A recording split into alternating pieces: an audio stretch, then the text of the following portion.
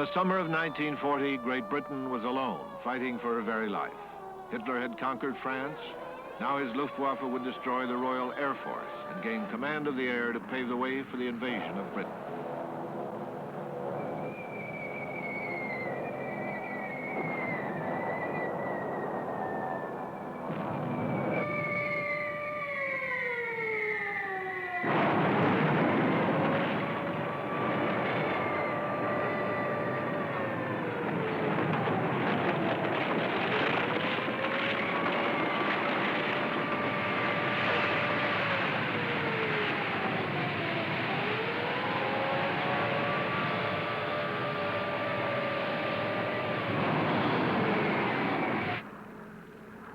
Hitler and Air Marshal Goring, however, had underestimated the skill of the RAF, the spirit of the British, and the character of their leader, Winston Churchill. To be blasted from the surface of the earth. In August, the Luftwaffe outnumbered the RAF nearly 2 to 1, but the British Spitfires were faster and more maneuverable.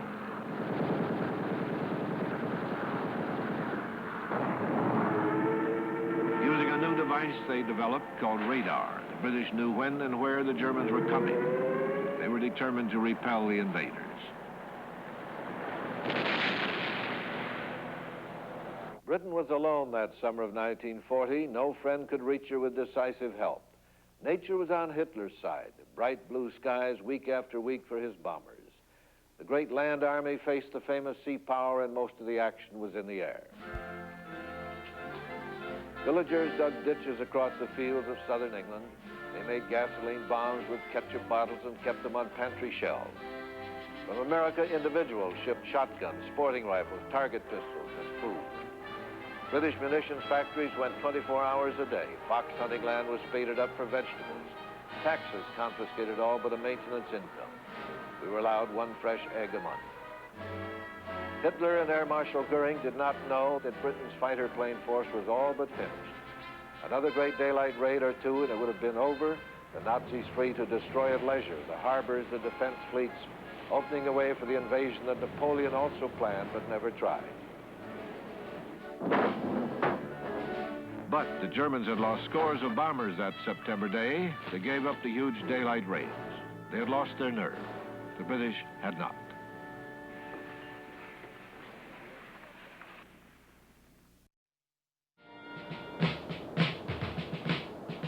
In the summer of 1940, German U-boats destroyed British shipping almost at will.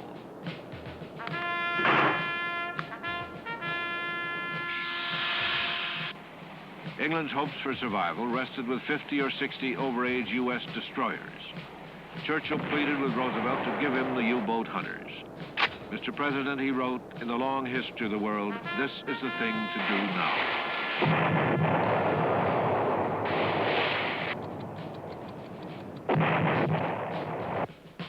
This 10th day of FDR began to test public opinion, desperately seeking a way to help England and pacify American isolationists. Founded by the first great American teacher of democracy, we send forth our prayers and our hopes to those beyond the seas who are maintaining with magnificent valor their battle for freedom. President Roosevelt made a bold decision to bypass Congress and exchange 50 obsolete destroyers for military bases in Bermuda, Newfoundland, and the Caribbean. The old ships were spruced up and were turned over to the Royal Navy. FDR justified the destroyer transfer on the grounds that the ships were not essential to national security. The bases would be more valuable, and the deal would not involve future obligations, alliances, or a treaty. Nevertheless, it was an unneutral act. Both Churchill and Roosevelt got something they wanted. They both got an American public commitment to aid Britain.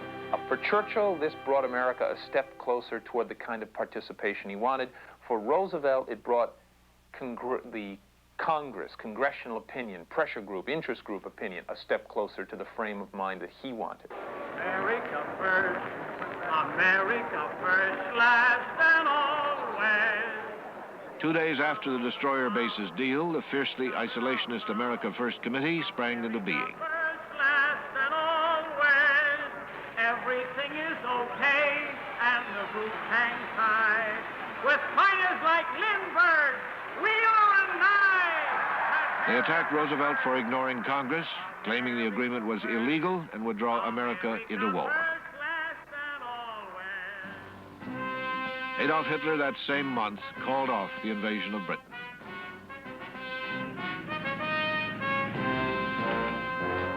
The Luftwaffe, under the leadership of Air Marshal Goering, was unable to break the RAF. Goering would have one more chance to conquer Britain. In one of the great tactical errors of the war, instead of finishing off the crippled RAF, Hitler ordered a massive night bombing of London. On September 7th, the Blitz of London began. For 2 months, the Luftwaffe bombed London every night, hoping to destroy British morale. It seemed to those of us reporting from London that the people were changing. Ancient class distinctions seemed to blur, values altered. A landed aristocrat didn't mean much then, an airplane mechanic did. It was the ordinary people who so fascinated the single most important American in London that year. He was not the American ambassador. He was a slender, deep-eyed, deep-voiced 32-year-old reporter, Edward R. Murrow. He never slept in a shelter. He roamed the exploding streets in his little open car, tin hat on his handsome head. He talked with anti-aircraft crews, with editors, parliamentarians, with preachers and porters and cabbies. He broadcast to America night after night. He brought it all alive for Americans, the sights and sounds and smells of London besieged. In his powerful voice, as well as in the defiant cadences of Churchill, America felt the spirit of Britain and responded in its heart. This is London. As some of you may have heard, when I was talking from Trafalgar Square shortly before midnight tonight, the London siren sounded for the 3rd time in 24 hours, and the after-theater crowds in Piccadilly were startled by the roar of British anti-aircraft guns not far away. Screaming bombs were dropped as well as fire bombs on the London area. From a rooftop, I watched the skies over London assume a vivid red glow that changed to bright yellow as flames sped from a small area beneath. Pink smoke overhung the flames, and the crisscrossing of searchlight beams over the fire provided one of the most extraordinary spectacles London has ever seen. Over the flames, a German bomber hovered, droning noisily. Rooftops for miles around were illuminated. The dome of St. Paul's Cathedral, one of London's highest landmarks, was thrown into sharp relief. The all-clear signal was sounded in central London before the flames were completely extinguished.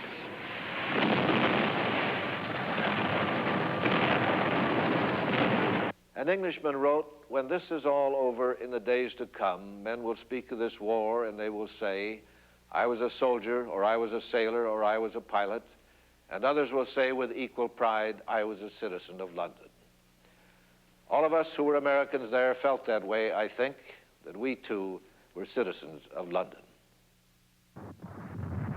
From his bomb-proof shelter, Churchill wrote perhaps the most important letter of his life.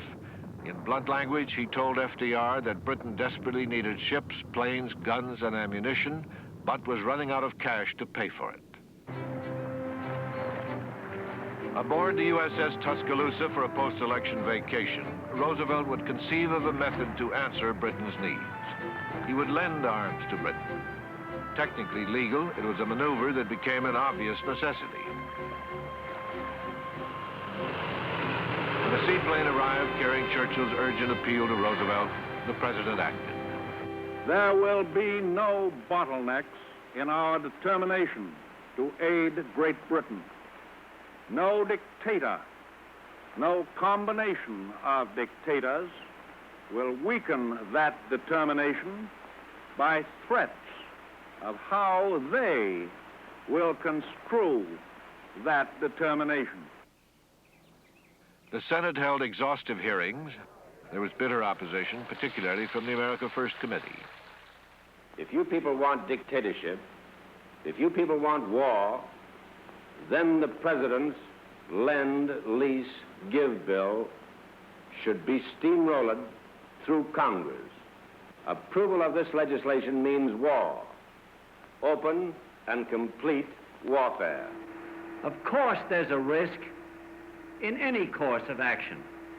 But all doubts as to what is the best thing we can do should be resolved in the one statement: how can we best keep out of war? Well, depending on how you analyzed it, you could say that lend-lease would keep us out of war because we would send munitions and supplies to the Allies. They'd be stronger, they'd keep on fighting better. Or else you could say lend-lease will probably make it more likely that we'll get into war. And you could argue those two propositions, and there were a great deal of facts on both sides. And I finally concluded that the weight of the evidence was in favor of voting for lend-lease because I thought that that would increase the chances that we could stay out. On March 8th, the Senate passed the lend-lease bill. Any person who took the time to examine the Lend-Lease Act knew full well that it was a declaration of economic warfare against Germany, and probably a declaration of warfare at whatever level became necessary, a clear-cut statement that if it has to be more than economic warfare, we're willing to go that far. The Nazi wolf pack still posed a difficult obstacle for transporting lend-lease supplies to England. When the Lend-Lease Act was passed, this Lend-Lease Act, which meant that the British could have whatever we chose to give them, officially to lend them. It was a subsidy. The question next was, how was it going to be delivered? German submarine and surface raider activity on the Atlantic was increasing every day during 1941. Clearly, the Germans were mounting a massive submarine warfare and surface raider campaign to prevent American supplies from reaching Europe.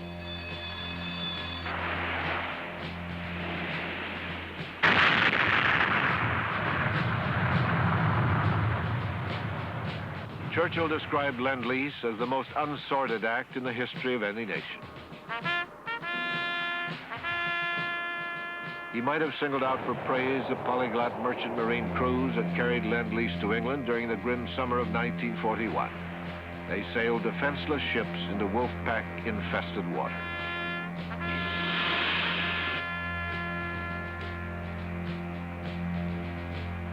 The undeclared war in the North Atlantic intensified after American troops occupied Iceland. President Roosevelt issued orders to the U.S. Navy to convoy American supplies as far as Iceland and to keep the sea lanes open. American neutrality was more and more taking on a warlike stance. German U-boat commanders, however, had strict orders from Hitler to avoid incidents with U.S. ships.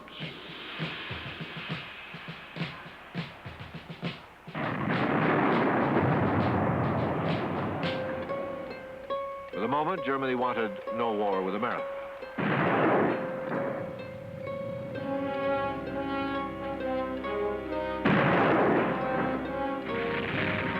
The British, on the other hand, had a different view. It was a British strategy to create as best they could the atmosphere and the, shall I say, the arena in which there would be an incident. Churchill desperately wanted for the United States to be involved in an incident, a fighting incident with the Germans. American convoy escorts were the perfect targets for the would-be incident. Let me read from one of the pieces of documentary evidence that we have of this period. And this is what I'm reading from, is a letter from Admiral Charles Little of the British mission in Washington to the First Sea Lord in the summer of 1941. And what he says to the First Sea Lord is as follows: the brightest hope for getting America into the war lies in the escorting arrangement to Iceland. And let us hope the Germans will not be slow in attacking them. Otherwise, I think it would be best for us to organize an attack by our own submarines, and preferably on the escort, period. Now, this, perhaps in large measure, was fantasy or whimsical musing, but it certainly was a very clear reflection of the British very strong desire to have the Americans involved in some sort of an incident that would provoke us further into the war. On August 9th, 1941, at Argentia, off the coast of Newfoundland, Winston Churchill met for the first time with Franklin Roosevelt. The British Prime Minister visited FDR's flagship, USS Augusta. It was an emotional meeting. These two dynamic, iron-willed men had been corresponding for nearly 2 years. After 3 days of meetings, the Atlantic Charter emerged, a broad statement of equal rights for all people, but more important was the beginning of a deep personal friendship.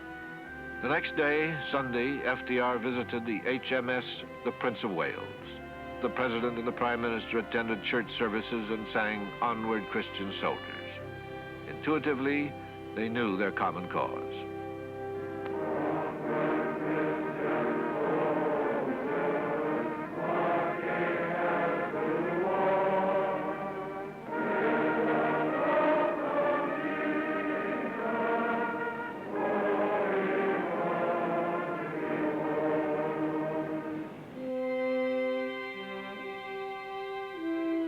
Roosevelt and Churchill had a number of personality characteristics in common.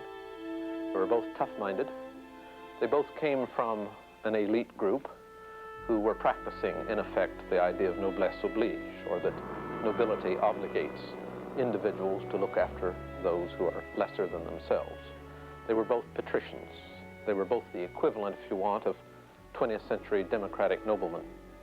It's not so much that decisions were made at the Atlantic Conference which committed the United States to war against Germany. Maybe the best answer is the impression that the British received. It's hard to say exactly how much of a commitment Roosevelt made, but we do know that when Winston Churchill returned to London in 1941, in August 1941, he told the War Cabinet, if I may quote it, the War Cabinet report. Churchill told the cabinet that Roosevelt, quote, said that he would wage war but not declare it, and that he would become more and more provocative. Everything was to be done to force an incident. The president made it clear that he would look for an incident which would justify him in opening hostilities. Now, we can go too far with that. That sounds as if the president had committed himself to war. We can go a little too far. Britain was hanging at the edge of an abyss in August 1941. Churchill was desperate to find a ray of hope. On September 4th, 1941, an American destroyer, the USS Greer, provided President Roosevelt with the incident he was looking for. The Greer was on a mail run to Iceland. A British patrol plane signaled that it had spotted a German U-boat.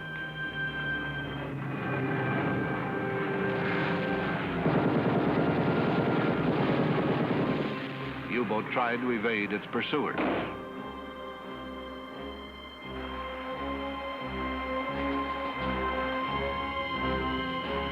The Greer speeded up, sounded general quarters, zigzagged toward the submarine, made sonar contact, and began tracking the U-boat.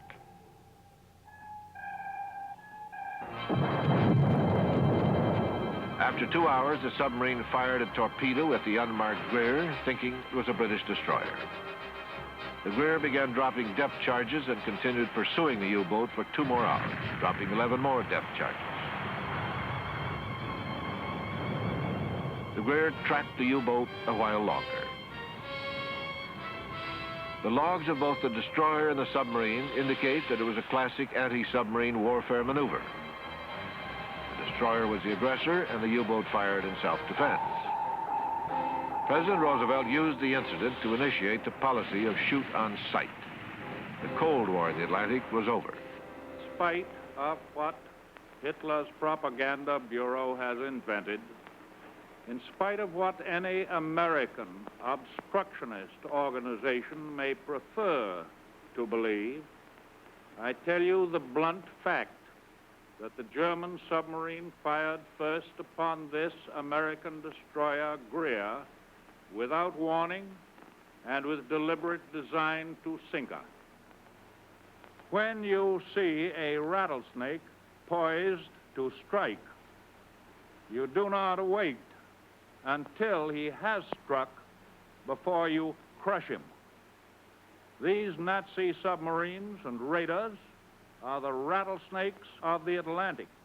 From what we know now, it was an act of deception, given at both the congressional and the public level.